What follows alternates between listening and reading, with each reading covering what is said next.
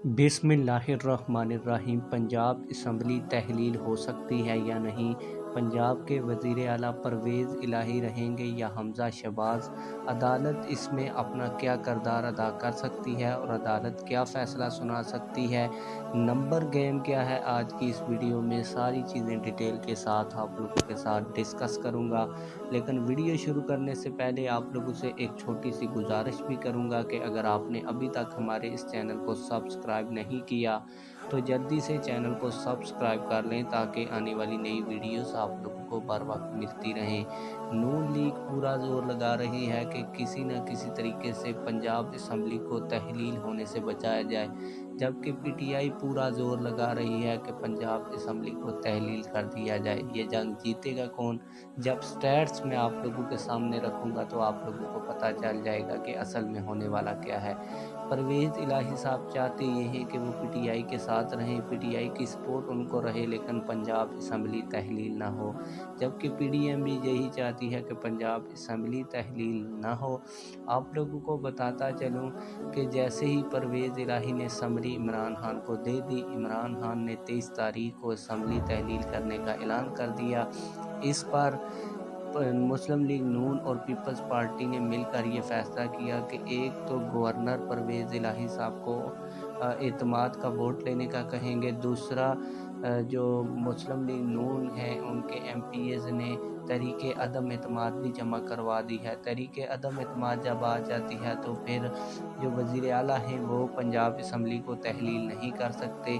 लेकिन आप लोगों को बताता चलूँ कि कल जो गवर्नर पंजाब ने पंजाब असम्बली का इजलास बुलाया है और परवेज़ इलाही को ये कहा है कि वो इत्तेमाद का वोट लें। इस हवाले से बड़ी खबर ये है कि पीटीआई के जो स्पीकर असम्बली सफ्तैन खान हैं वो कल एक रूलिंग देंगे और कहेंगे कि चलते इजलास में गवर्नर पंजाब उनको इजलास बुलाने का नहीं कह सकते, इसलिए उनका ये जो इक़दाम है इसको गैर कानूनी करार देकर असम्बली का पुराना इजलास जारी रखा जाता है और परवेज़ इलाही को कोई एतमाद का वोट लेने का नहीं कहा जाएगा।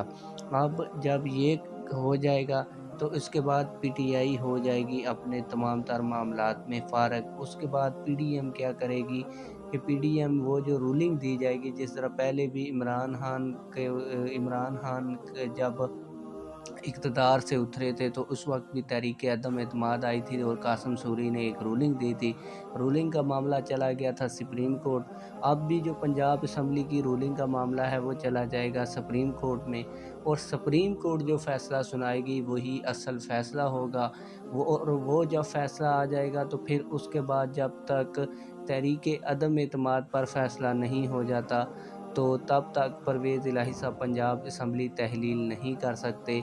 तो इस हवाले से होगा ये कि चलते इजलास में कुछ कानूनी माहिरीन ये भी कहते हैं कि तहरीक अदम एतमाद पेश नहीं की जा सकती, जबकि नून लीग की जानब से पेश भी कर दी गई है और जो सेक्रेटरी पंजाब असम्बली हैं उन्होंने इस पर वोटिंग करवाने का भी अंदिया दे दिया है।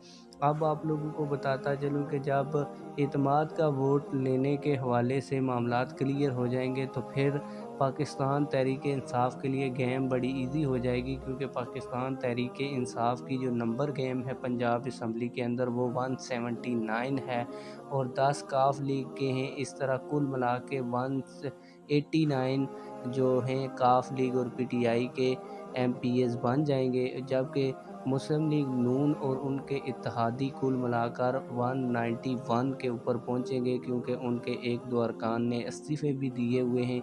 मुस्लिम लीग नून की भी 179 ही सीटें हैं और एक दो आज़ाद उम्मीदवार उनके साथ मिले हुए हैं।